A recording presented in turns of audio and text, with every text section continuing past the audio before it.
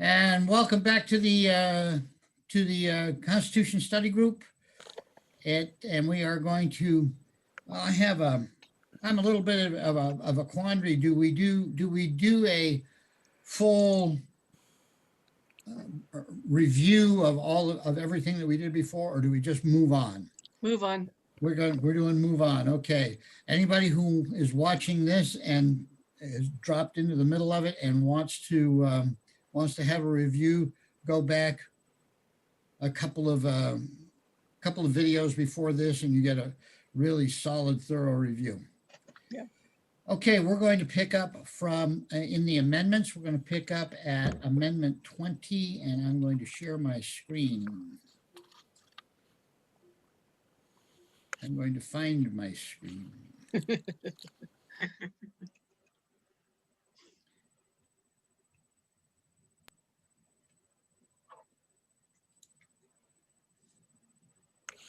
Let me, there we go. There we go. All right, we finished off on the progressive amendments. Amendment 18, actually 16, 17, 18, and 19,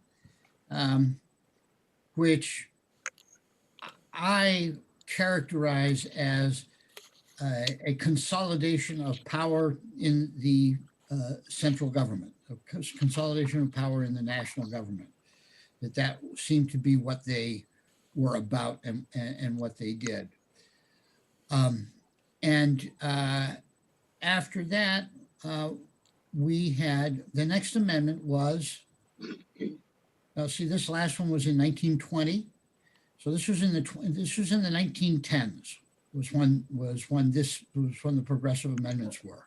It's interesting that the ones before this were the Reconstruction Amendments or the Civil War amendments were in the 1860s, and these are in the 1910s. That's 50 years apart. Keep that in mind. But we got these ones, these progressive amendments, and then about 10 years later, things were not working out so well, and we started having a pushback against central government. We started having this pushback against the national government. And the first one was in Calvin Coolidge. Yes, first one was, well, the first one was in, they're actually both. The first two, in 20 and 21, were in 1933. They are when Roosevelt came on. So we had 10 years of living under the progressive amendments, and people said, they kind of said, it's a little too much. We want to back off from this. So we're going to take a look now at Amendment 20 and see what it deals with here. So Marty, you're on the top of my list here.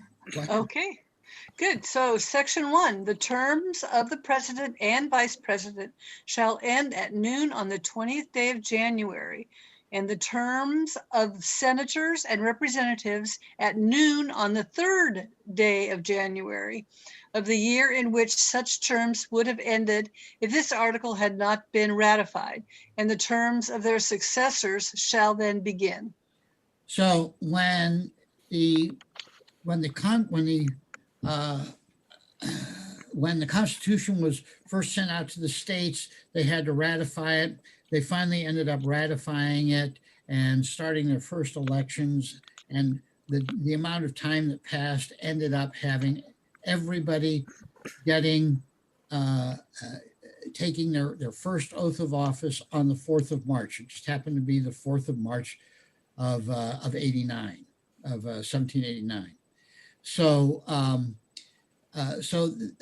because elections were in November, then that meant that you had November, December, January. You had November, December, January, February, and the beginning of March. You had 4 months of lame ducks that they could do anything they want. If they've been voted out, they can cover their own nests. If they it's a lame duck and they don't have to answer to anybody.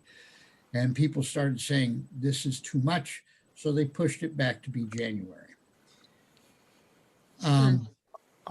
Historically speaking, Hoover was having a banking crisis, and he wanted Roosevelt to work with him on solving it. Roosevelt completely ignored him, so that then when Roosevelt came into power, he had immense. Well, he had a big mandate, but he also had the ability to sort of have things his way because there was such a confusion. People were pulling money out of the banks. He had a bank holiday. So this Okay. kind of is in that historical perspective. Okay, very good, very good. All right, Christian, you want to read section 2? You're Sure, yeah, no, I had to unmute myself here. Yes, sir. Okay, Section 2. The Congress shall assemble at least once in every year, and such meeting shall begin at noon on the 3rd day of January, unless they shall by law appoint a different day. Good. So in the original Constitution, Article 1, Section 4, it talks about they have to meet on the first Monday in December. And so this changes it to then be the 3rd day of January. And I think that I don't think they've changed it from that. I think that is when they do meet. I believe that's right. And they get sworn in and all that kind of stuff. So it begins the new year with them. And it puts them also there. It gives them almost 3 weeks before the president is inaugurated, which means that if they have to go through because they have some kind of a problem with the electoral college, then they can select, they can do their duty as in Amendment 12. All right. And section 3, I have Teresa. Section 3, if at the time fixed for the beginning of the term of the president-elect shall have died, the vice president-elect shall become president. If a president shall not have been chosen before the time fixed for the beginning of his term, or if Howard, yeah, please. or if the president-elect shall have failed to qualify, then the vice president-elect shall act as president until a president shall have qualified, and the Congress may by law provide for the case wherein neither a president-elect nor a vice president-elect shall have qualified, declaring who shall then act as president, or the manner in which one who is to act shall be selected, and such persons shall act accordingly until a president or vice president shall have qualified. Ooh, it's a long sentence. Yes, it is. Yes, it is. And this deals with exactly the situation that people are talking about of if we can't, the electoral college, if the electors cannot decide on and Congress cannot decide on who's going to be president, then it's going to be, Speaker Pelosi and all that. And this is basically where that comes from. I don't think that there has been any other special law made other than the usual term of succession, which is the president, vice president, speaker of the House, president pro tem of the Senate, and then the cabinet, the heads of the cabinets, depending on the age of the department. I don't think that there's been anything special for this section having to do with that. But is there any questions about this, or does it all make total sense to everybody? Not to me exactly. Okay. And let's see, isn't the vice president the one who counts the electoral votes after January 3rd, the It- current president. In this case, it would be Pence. Well, right, yeah, yes, that is correct. Okay. Pence is the guy that's going to count the electoral votes. Yeah, Well, Pence is the one that opens the certificates and so on, and declares what they are, and then, I mean, I'm sure somebody else actually counts them. right. And then people, if anyone in the Congress objects, then they, to these electors, then they put that objection on the record. And I mean, I wrote an email about this, the exact procedure that they go through for handling this. But yes, Pence will be the guy. Okay. Now, if, say, some state is contested and the courts haven't resolved it, would there be a second slate of electors that would cast their vote? It depends on what the people in that state do. The legislatures. Yeah, it depends. Well, it depends on. I mean, originally back in for the time that we had this problem was back in 1876, and then I also looked it up recently in 1960 or something. We had two slates of electors for Hawaii or something. Really? And yeah. It comes about because, and it would come about because the executive would say, the governor would say, this is the vote, and so these guys are the electors. But then the legislature, somebody else, or the Republican Party, or someone would say, no. It was, it's in court. It's false. It doesn't. Those aren't the electors. We're the electors, and they'll send in their votes also. Their slate, yeah. Their slate as well, exactly.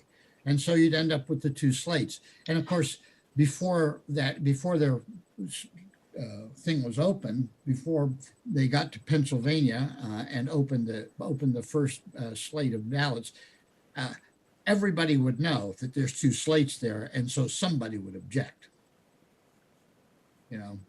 So and then they will retire each to their own house and decide. Each house will decide which slate they think is the one that More legitimate. is the real one, and then when they come back, if they both agreed that it is one slate, then that's the one that counts. If they have a disagreement between the two of them, which one it is, then it becomes the one that the governor sent. It becomes the one that the executive, the Secretary of State sent. So. But did you not say in your email that the Congress of the United States could override their certificate from the governor designating that proper slate? Exactly by the procedure that I just said. Okay. Which is when the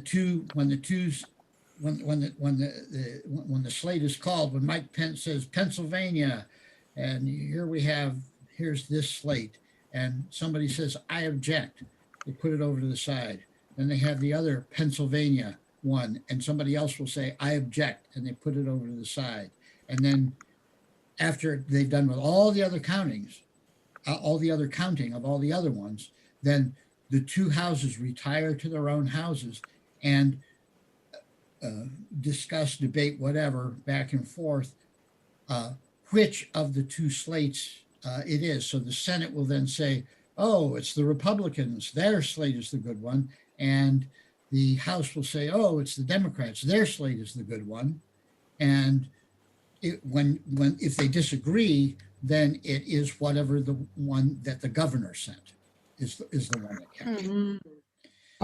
So, but you see, if the governor sent, okay, the Democrat one, but the fraud was so obvious the Senate says no, it's a Republican one, and even if the House has a bunch of Democrats in it, they become so, it becomes so obvious that there's such fraud that they can't, they cannot, they just can't do it. And the vote then goes for, also for the Republican, then in that case, they have overridden what the governor sent. Okay, so you could actually get a president and a vice president from different parties, depending upon the House and the Senate vote. No, because they vote for, president and vice president. Yeah, because of that other stupid amendment. Yeah, that's Amendment 12. So they are Stupid. cleaved together. Okay. I don't know if cleave was the right word, but No, it would be joined, but joined, yeah, right. cleaved is the antonym. That's cool. We understood. Okay. Yeah, so, all right. So are we somewhat good now, Howard? Better. I may have an MU or something, misunderstood word, but anyway, I will live with it. I go restudy this later, and I can send you emails if I Yeah. have more questions. Yeah, Yeah, please. Chris Ann Hall has a really good article on that. She could go to her website and look for it. Who is this? Chris Ann Hall? What's it entitled? I don't recall. I don't remember, but if I find it, I'll send it to Howard. Well, Perfect. and to me. And to you, yeah, sure. Appreciate it. Marty, what did you said? Chris Ann Hall, KRISANNEHALL.com. She's a constitutional attorney. She does amazing stuff, but she's done a whole article on this. Article on this amendment? Well, on the whole, she does it on everything, but she's also done it on this, on But the, this in particular, you're talking about yeah, the sequence. electors, and if the electors can't agree or what? yeah. I'll find it. It's Okay, been, yeah, good. I appreciate it. Thank you. Thank you. Would you send it to all of us, Marty? I'll send it to John and he can send it out. Okay, great, thank you. Okay, good. All right, and I think Bob, you're next. Okay, section 4. The Congress may by law provide for the case of the death of any of the persons from whom the House of Representatives may choose a president whenever the right of choice shall have devolved upon them. And for the case of the death, Sorry, what happened here? sorry. Next page. I had to go down to the end, next page. But it's not coming up on my computer. Well, I'll go to the book here. Okay.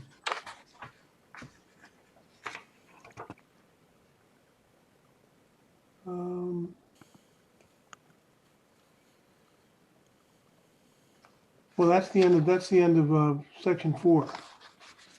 No, No, The actually, borderlines. Wait a minute. Here we go. Let me start over again. The Yeah. Congress may by law provide for the case of the death of any of the persons from whom the House of Representatives may choose a president whenever the right of choice shall have devolved upon them. And for the case of the death of any of the persons from whom the Senate may choose a vice president whenever the right of choice shall have devolved upon them. good.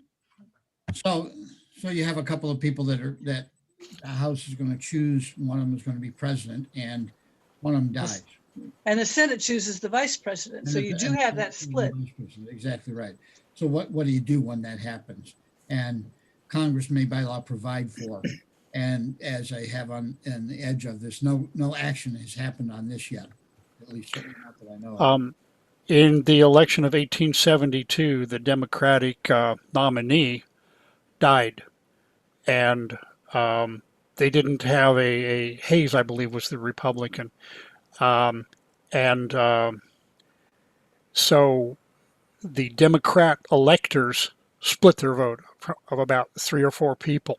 Horace Greeley, by the way, was the Democrat president. He was a newspaper editor. Well, now, you see, well, 72 was Grant and 76 Excuse me. 76 was was Hayes. So if it was in 72, then yes, then the Democrat vote would be split, and so Grant would win in an apparent landslide.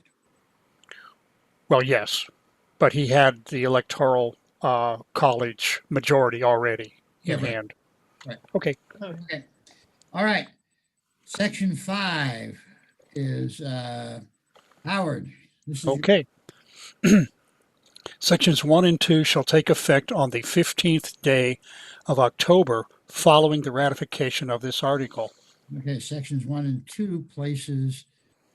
Oh, okay. So this is the terms, They're when they meeting in start. January. Their terms begin in January. Okay. So all of that is going to start on the 15th of October following the ratification of this article, which was in 1933. 33. All right. So, so that would mean that Roosevelt in his first term came in on the 4th of March, because that was 1933 was his first term. If this was then ratified in 33, this became operative. That part became operative on October. So that would mean that that didn't take effect until the next January. so that would be 1936. All right. Right. All right. And I left the big one here for you, Joel. Thank you, John. You're welcome. This article shall be inoperative unless it shall have been ratified as an amendment to the Constitution by the legislatures of 3/4 of the several states within 7 years from the date of its submission. Yeah, we Good. have a timeline. So here's another timeline. Exactly right. And it specifies it has to be done by the legislatures of the states. It's not in convention. It's not conventions of people. And why do you think that this won't be done in legislatures? Just looking it over. Why would the legislatures be more interested in this than having the people do it? Because they're affected by it, by their, when they meet. Okay. Anything else? Okay. My thought was that it has to do with this, with the just sort of the nuts and bolts and inside baseball kind of stuff of governing and governance, and they would legislatures would be interested in that and know about that, whereas common folks would be like 20th of January, 4th of March, what do I care? Right. Yeah. Still snowing outside, whichever way it is. Yeah, right. So so it had to be ratified by the legislatures, and it had a time limit. And how long did it take them to ratify it? If it was ratified in 33, or was written in 33? I don't know when it was written. But it was ratified well- in 33 then. Yeah, right. Yes, right. Sometime Okay. after March 4th of 1933. One would think so. Now, is this the first one that has a 7-year time limiter on it, or is there No, we another one? didn't- No, we did it. Didn't we had a No, we time did. limit up here? We had a On something time limit, else. we had a time Right limit there, of 18. Oh, alcohol. Okay, 18. 7 And, years. Date of no, submission. I think that's the first time we ever saw a time limit. Yeah, why do you think time limit was put on this ratification as your notes? That's probably the first time. I'm sorry, say that again? Oh, you had on your notes on the side, there was about the time limit. So it's probably the first time it came up. Well, we know it's the second time. No, the early one on the earlier one on the 18th Amendment. yeah, on the alcohol Right, exactly. prohibition. Yeah. All right. All right. I have on my list Teresa. That shall we move on to 21? Yeah. Sure. Okay, and this was, Yeah. and this was a real thumb in the eye of those people who, the people who wanted to control everyone. So let The it go, prohibitionists. let it go, All right. Teresa. The Prohibitionists. section Okay, one, Howard. Go ahead. section one, the 18th article of amendment to the Constitution of the United States is hereby repealed. Boom, done. Hmm. Woo! Done. You can't tell us. You can't tell us what we can drink and what we can't. We are free people. We are not going to have you doing that to us. I love it. Okay. Since that was so quick, I'm going to have you do section 2. All right, section 2, the transportation or importation into any state, territory, or possession of the United States for delivery or use therein of intoxicating liquors in violation of the laws thereof is hereby prohibited. Woo-hoo. Good. All right. Okay, Now, keep going or what? the transportation, wait a minute. Oh. The transportation or importation into any state or possession of the United States for delivery in violation of the laws. Oh, in violation of the laws of the state. In other Yeah. words, all we're doing is we're repealing Getting it out of we're the national. repealing the national prohibition.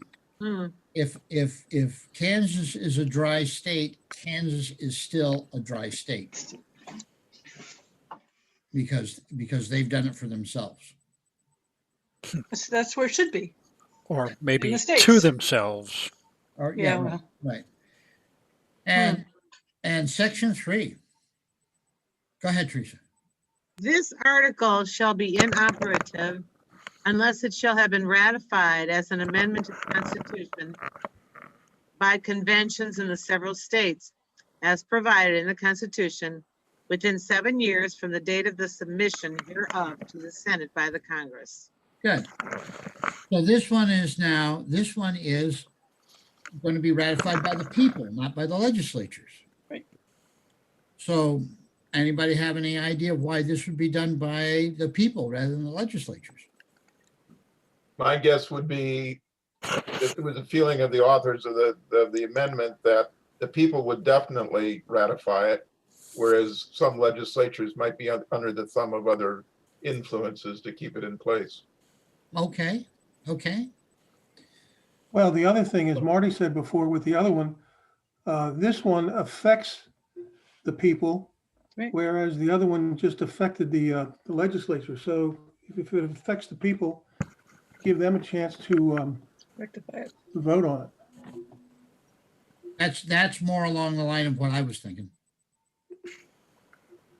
I mean, Joel's quite right, but that's more along the line of what I was thinking as well.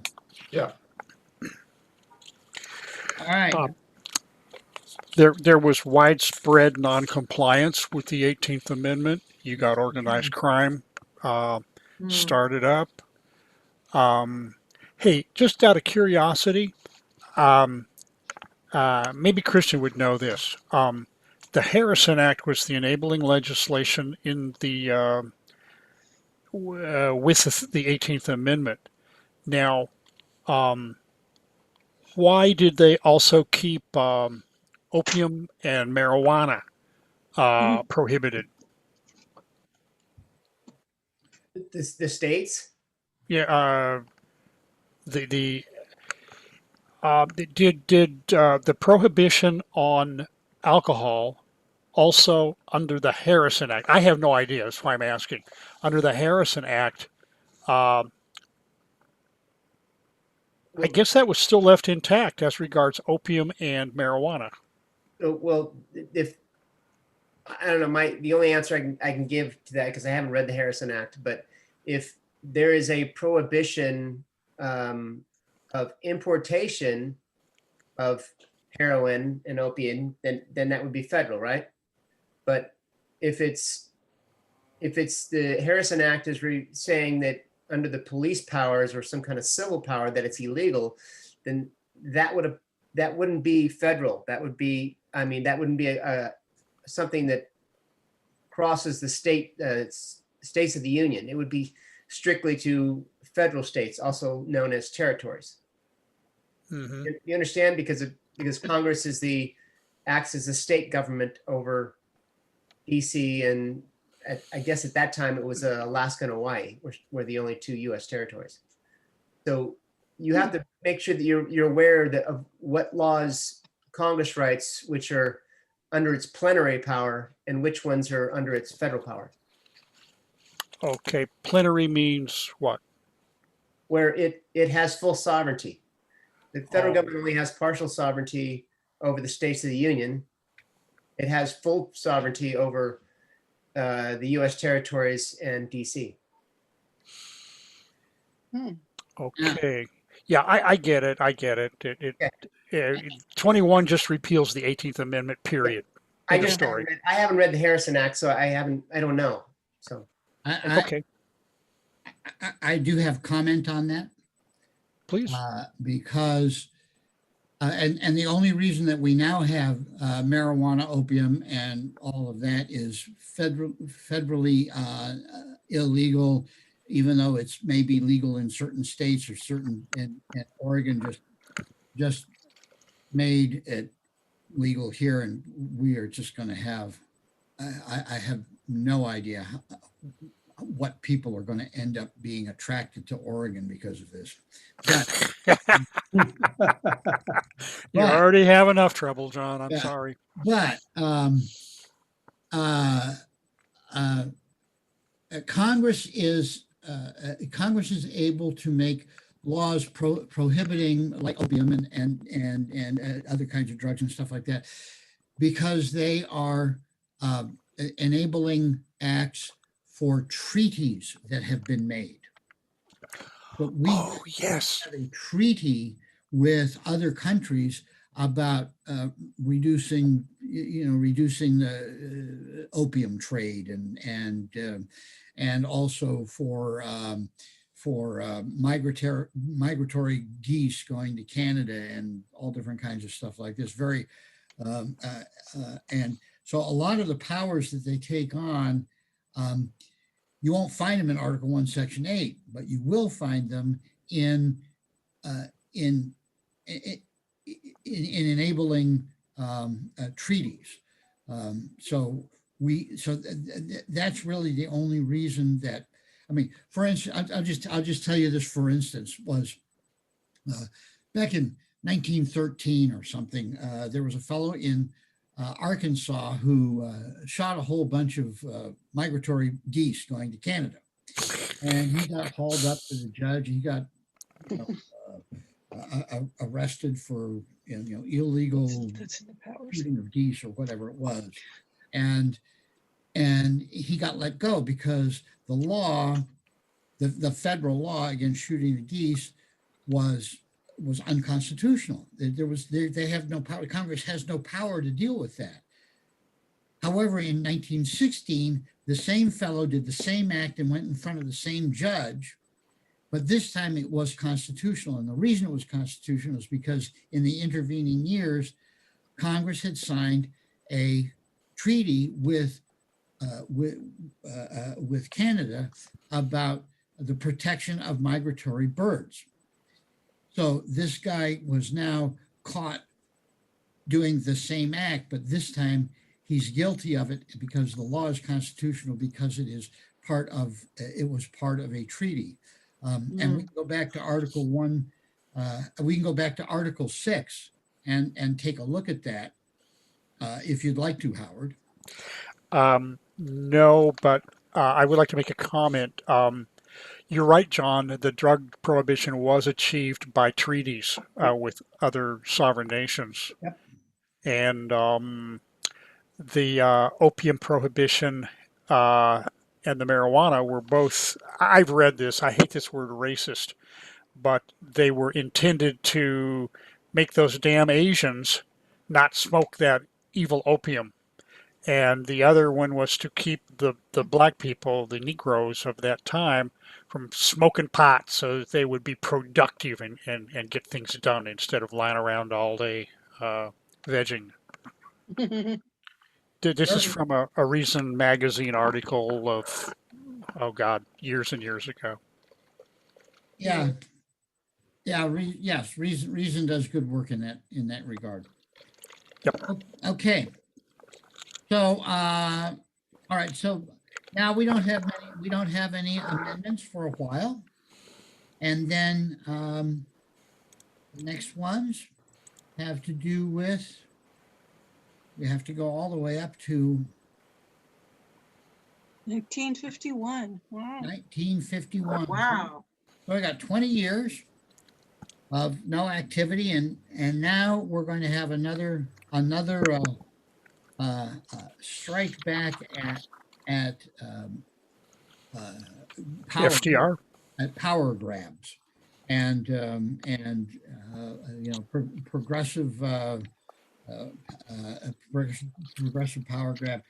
And so, Marty, I think you're up. Did Joel get to read? Yeah, I may or may not stop you in the middle. But did Joel get his chance? Oh, did Joel? I've done one, yeah. Oh, you did? Okay. Well, I'm going to give Joel this. Okay, good. Joel, go ahead and read this, and I'm going to, I may or may not stop you in the middle. All right. Section 1.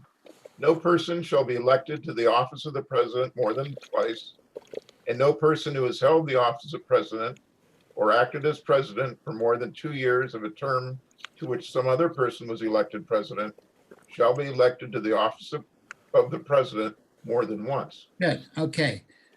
Okay. So that means basically if you add that all up and you subtract out this and add in that and so on and so forth, 6 to 8 the years. person can serve as 10 years.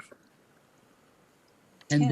this is the Oh, wait. first instance of term limits that we have. In fact, it's the only instance of term limits that we have in the Constitution. And it's because Franklin Roosevelt made an unprecedented four-year term. It was just power grab after power grab.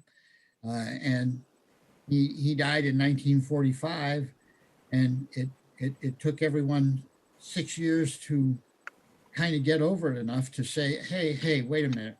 We don't want to have somebody be able to be president for life. Nope. And so they put term limits on it. Now, some people think that it's a good idea. Term limits is a good idea. They want to have term limits for Congress. They even want to have effective term limits for judges in the Supreme Court and that sort of thing. I wrote I believe a very convincing article that term limits is not a good idea, because even though here we have term limits on the president and he can't be president for more than 10 years, that doesn't mean he's not going to grab power while he's in office. Right. It doesn't really, I mean, the term limit really didn't do that much for him. Well, And- term limit is voting, that's the term. Yeah, exactly right. So at any rate, when people talk about term limits, it kind of,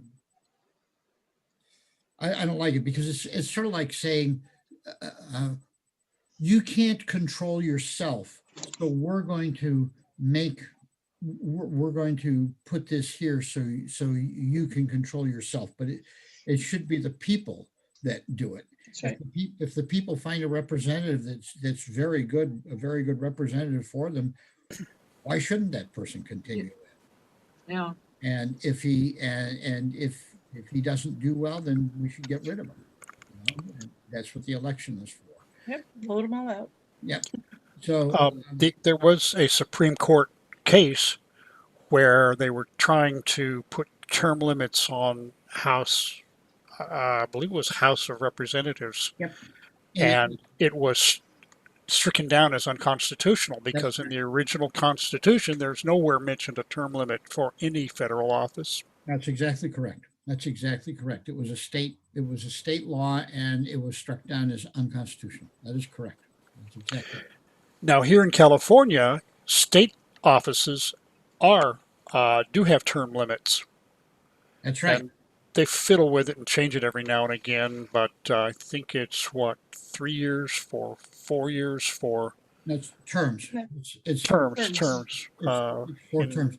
the 4 terms. assembly and 2 maybe in the Two for Senate. Senate, 2 for Senate. Right. Okay. And California is a perfect example of why term limits don't work. Yeah. They go from one place, they go from the House to the Senate. And yes, No, and then when that's gone, because when I was writing my little essay on the folly of term limits, I called a fellow down in Sacramento who was suggested to me by somebody, was a friend of a friend of a friend, whatever, who is a uh, uh, I don't know to say lobbyist or whatever in Sacramento. And he gave me the whole rundown of how it actually works. Is that the guy is in office, and then he's out of office, and now he's a lobbyist. And the problem with having new people come in all the time is these new people don't know what's going on. So the entrenched bureaucracy are the ones that really are doing the running of it, are the ones that are actually doing the governing. And the elected representatives just don't have that much power, and because they have these term limits.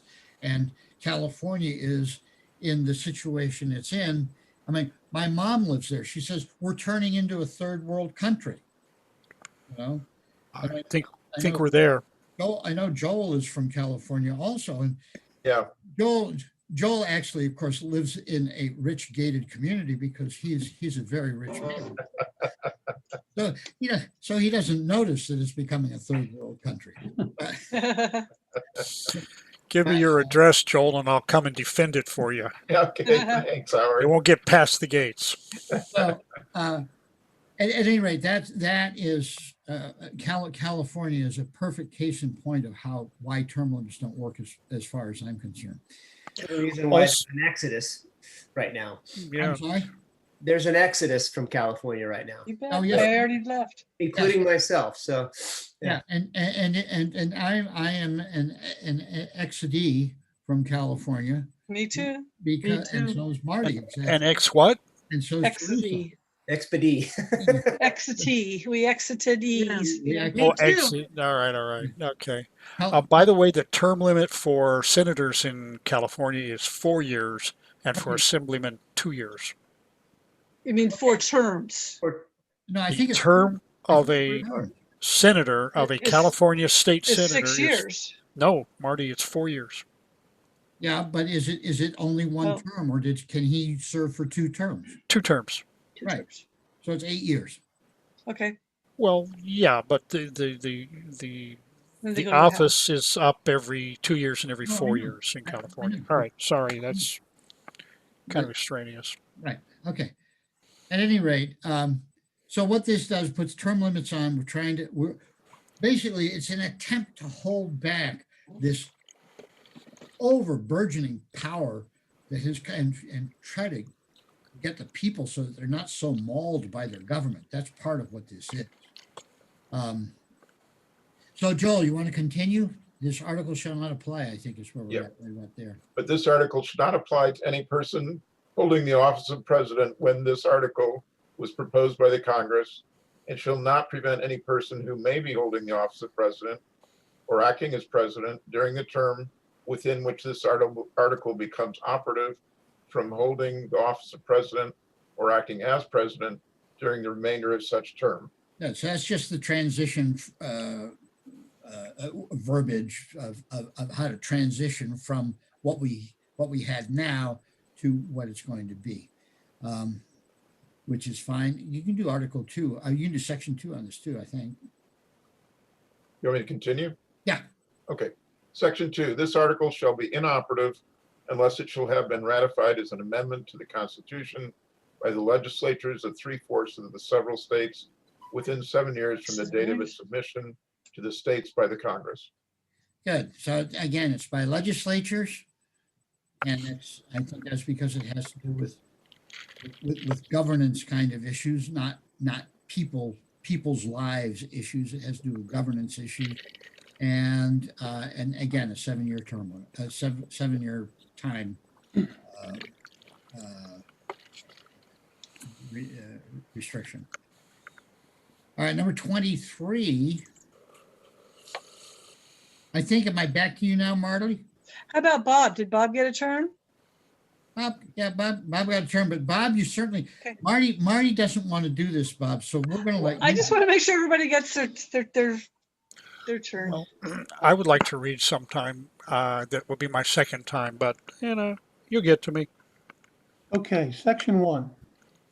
The Okay. district constituting the seat of government of the United States shall appoint in such manner as the Congress may direct. Oh, good. Okay, so now we're talking about District of Columbia. We're talking about Washington, D.C.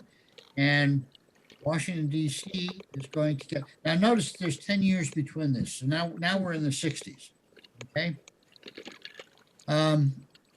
So go ahead, Bob, and read what District of Columbia is going to get here. Okay. A number of electors of president and vice president equal to the whole number of senators and representatives in Congress to which the district would be entitled if it were a state, but in no event more than the least populous state. They shall be in addition to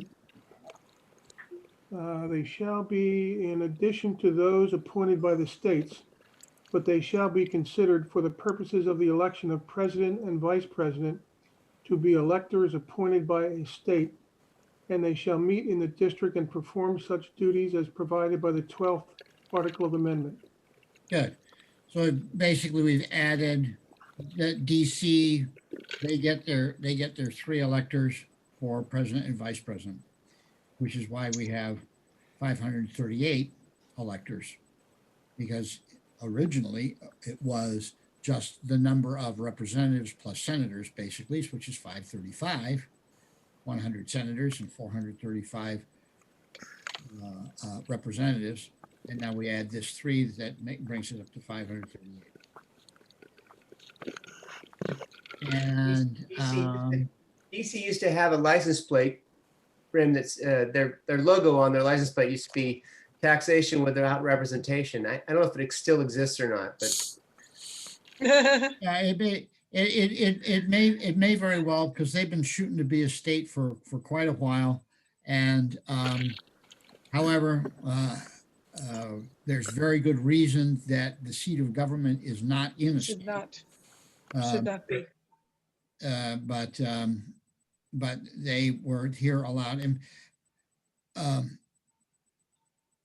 well, I asked the question, why do you think they have no members in Congress? Well, it's because they're not a state. Right. yeah, they're not a state under the definition of state for the Constitution, right? Right, and there's a very good reason, because they want Washington D.C. They wanted it outside. The reason that was put there was because they did not want to have, specifically it was because when the Continental Congress was meeting in Philadelphia, and they did something that the citizens of Philadelphia didn't like, there were, I don't know if it was quite riots or whatever, but it was, they were in danger, and they asked the governor of Pennsylvania to call out the militia to protect them. And the governor of Pennsylvania said, I don't like what you did either, so no, I'm not going to. Kind of nice right now, wouldn't it? Yeah, so that's so you don't want to have have the seat of government be in a state and therefore beholden to that state, because then that state will have more power than any of the other states. And so right now we have the District of Columbia, which has power enough. Too much. And then I think Section 2. Congress shall have power to enforce this article by appropriate legislation. shows you here, we have a brand new, this is a brand new power. The other ones are not brand new powers. They're procedural things, stuff like that. Okay. Howard, you got to do number 24. Okay, yay. 24 in 1964, Section 1, the right of citizens of the United States to vote in any primary or other election for president or vice president, for electors for president or vice president, or for senator or representatives in Congress shall not be denied or abridged by the United States or any state by reason of failure to pay any poll tax or other tax. Good. Section 2, Good Congress thing. shall have the power Yeah, go ahead. power to enforce this article by appropriate legislation. Good. So a person doesn't have to pay their taxes to vote. Hmm. There you go. What is a poll tax? A poll tax is a tax on your head. Okay, It's a tax on, and in particular, in the South, they made it so that you had to pay $1 or whatever it was, not a huge amount, but you had to pay something to be able to go and vote. For all races? Yeah, I think it was. Huh. but that was used as a tool of racial discrimination, as I Right. recall. Is But that it right? would have been, yes, that's exactly right. That's exactly right. So now we're in the 60s. Now, remember I mentioned before, in the 1860s, we had a slug of amendments. That was the Reconstruction Amendments. Then 50 years later, we had a bunch of amendments. Those were Progressive. the progressive amendments. And now, in the 1960s, we're going to have a pile of them. Again, so it's like every 50 years.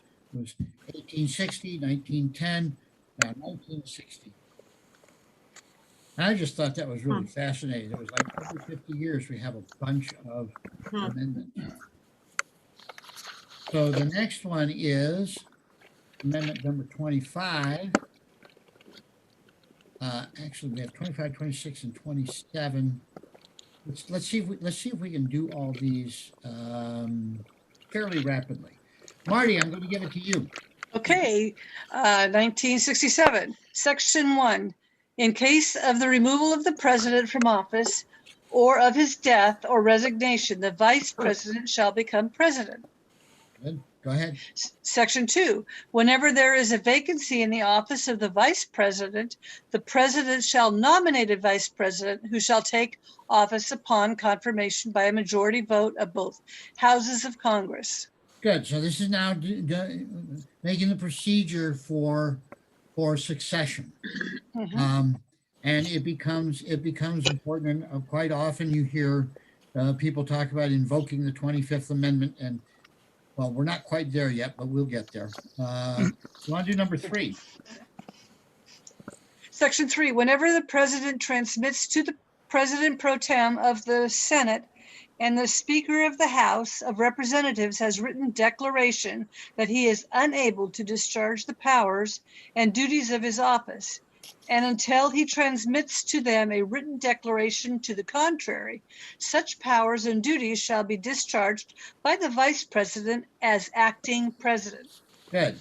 So if No the president, here in this. if the president knows that he has lost his ability to do this, he can tell them I'm out of it right now. And that was part of that was when Eisenhower had a heart attack, and it was like, who's running the show now? You know, and so Also Woodrow Wilson. well, Woodrow Wilson, we know it was his wife that was running the show. That's right. Yes. Yeah. See, And they're already this one is being set up to get Biden out, so that Well, Kamala Harris can. but they're not even in yet. We got a lot of court challenges happening. I know, but Nancy Pelosi was researching the 25th Amendment. Yes, Yes. yes, exactly right. Okay, so now section 4 is what Nancy Pelosi was researching, I think. Christian, you want to do some of that? Sure. Section 4, whenever the vice president and the majority of either the principal officers of the executive departments or of such other body as Congress may by law provide, transmit to the president pro temp of the Senate and the Speaker of the House of Representatives their written declaration that the president is unable to discharge the powers and duties of his office, the vice president shall immediately assume the powers and duties of the office as acting president. Good. So here's where we have, here's what Nancy Pelosi was working on, was Right. right now what it is just the vice president, a majority of the, the cabinet, basically. And if they say that he can't do it, if they say that he can't do it anymore, then they submit the letter, blah, blah, blah. And what Nancy Pelosi was working on was trying to get Enabling legislation? such other body as Congress may by law provide. She wants to set up some other kind of a Committee, presidential something. presidential review board or something or other Oh, God. to put out. And of course, we know that it's going to have a number of, it's going to have some medical doctors, and it's going to have some, various people on it that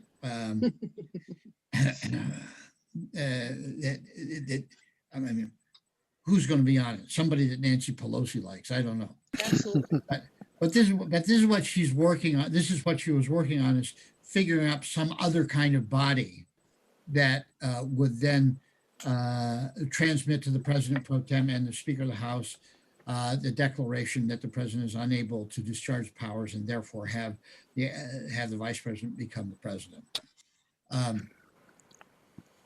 Now, so we have this situation now of the cabinet. The cabinet is now so here we have a situation. Let's say that the cabinet has said, "Up, that president is no good," but that's not the end of the story. Christian. Question: the president pro tem of the Senate, is that the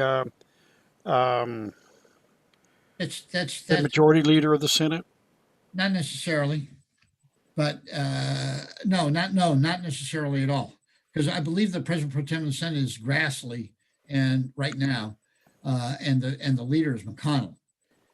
But Grassley is the one that this would fall to. He's the president pro tem. So they obviously the Senate themselves elect their officers, and that's an officer that they elect. Okay. All right. So Christian, thereafter, When the president transmits to the president pro temp of the Senate and the Speaker of the House of Representatives his written declaration that no inability exists. oh my gosh, hang on. Whoa. Yeah. Oh, right. So Nancy Pelosi's body has said that he can't be president. And he said, hang on, I can be president. Okay, now what happens? He shall resume the powers and duties of his office unless the vice president and a majority of either the principal officers of the executive department or of such other body as Congress may by law provide, transmit within 4 days to the president pro temp of the Senate and the Speaker of the House of Representatives their written declaration that the president is unable to discharge the powers and duties of his office. Okay, so they say he can't do it. He writes back, he says, I can do it. And then they write back and they say, no, he No. can't do it. Whew, now what happens? Christian, this is good. This is exciting. This is a real page turner. Thereupon, Congress shall decide the issue, assembling within 48 hours for that purpose, if not in session. If the Congress within 21 days after receipt of the latter written declaration,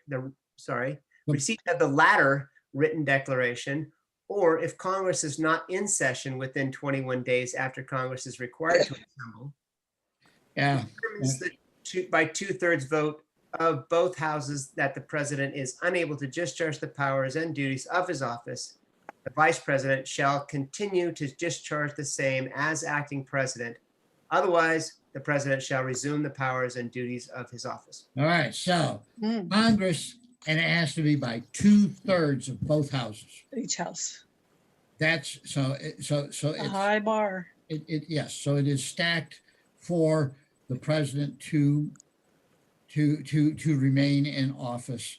But if, anyway, well, you read it, you see the back and forth, and they've tried to kind of take care of it all, and finally it comes down to Congress deciding it.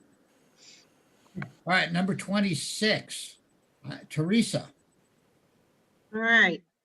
1971, Article Amendment 26, Section 1. The right of citizens of the United States who are 18 years of age or older to vote shall not be denied or abridged by the United States or any state on account of age. And then go to section 2. Yeah, Section 2, the Congress shall have the power to enforce this article by appropriate legislation. Good. So that was in 1971. The Vietnam War was going on. Kids were going over to Vietnam and dying, and they were Yeah. I couldn't 18. vote. And we can die for our country, but we can't vote. So You still can't drink, so die, you could vote, but you can't drink. and I remember that too, because I was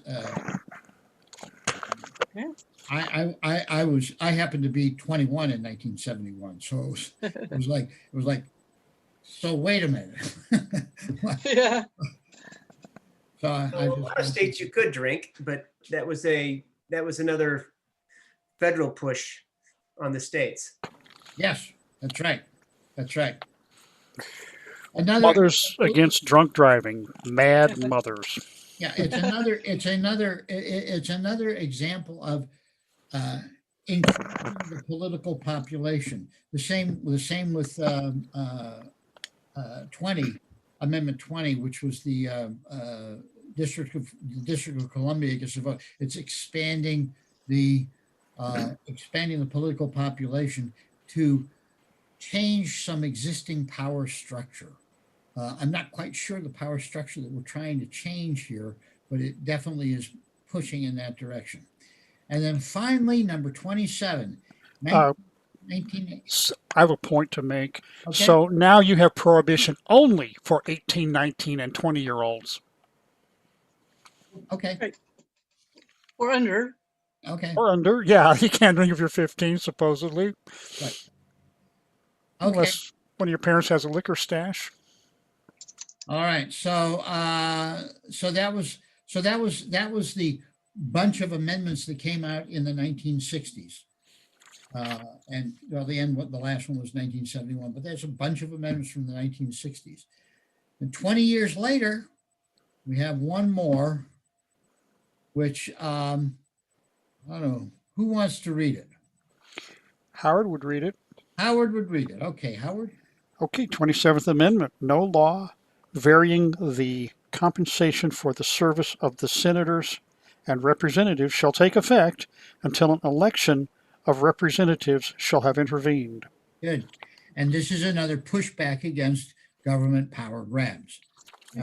And what it was, this is one of, you may recall that when the Congress sent out the original number of amendments to the states to be ratified, which became the Bill of Rights. There was 11. There were 12 amendments in that. 10 of them got ratified. The other 2 were not. This was one of those. So it sat there for 200 years until somebody said, hey, this is a great idea, but nobody's, and we have some states have ratified it, but I wonder if I could go around and get other states to ratify it. So he took this around. He got enough other states to ratify it. So in 1992, it became the 27th Amendment.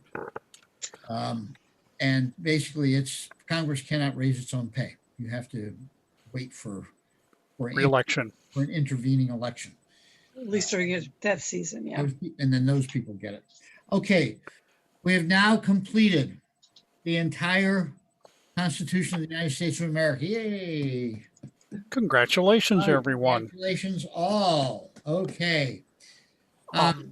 Next, I would like to do, that's obviously it for today, but we're going to end on a high note. But next, I'd like to do the Declaration of Independence, spend about 3 or 4 weeks on that. And Oh, then, yeah. and then the very final meeting that we have, we will talk about if we could amend the Constitution, what do we think would be a really good Oh, amendment? yeah. Okay, Wow. because remember, How much time do you have? Because I got a list. okay, Yeah. 'cause Great. we had the 1860s, we had the 1910s, we had the 1960s, and 50 years later, it should have been the 2010s. And we haven't had any amendments come along. And we also are in pretty, it's like our society is getting pretty stretched. Our body politic is getting pretty stretched. It's like there needs to be something that lets off Change. the steam without going to riots and stuff like that. Mhm. Yeah. So we'll take a look at that. But first, we're going to look at the Declaration of Independence because that is our guiding light. Right. It doesn't have the force of law because it's a political document. It's not a governing document. Well, it's interesting. It's in the original statutes. It's in Statute 1. Declaration of Independence is considered law. It's interesting. Came across that about 6 years ago. Oh, really? Okay. It's statute. I believe it's in Statute 1. In fact, I'm going to make a note and I will find it and try to Yeah. get it off to you.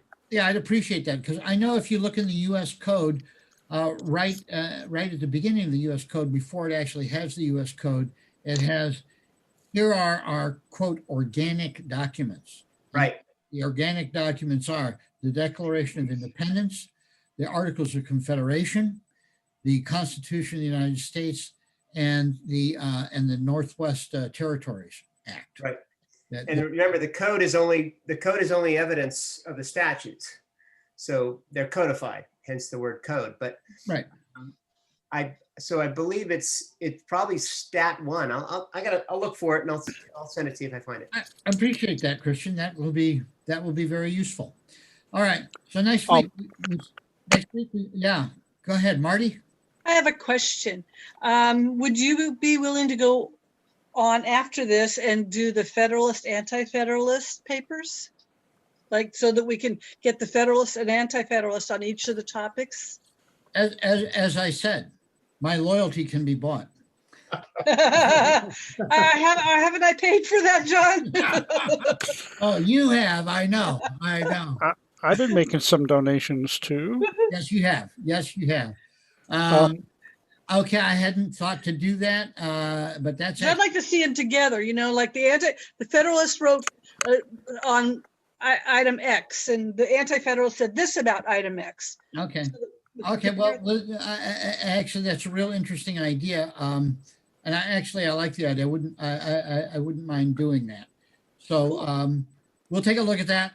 And very good. I think that's it for today. Well, question one more. Do you recall what the amendment was that that didn't make it into the Bill of Rights off the top of your head? Yes, it has to do with well, there was that one that became number 27, but there was also one that had to do with the number of people that a representative could represent.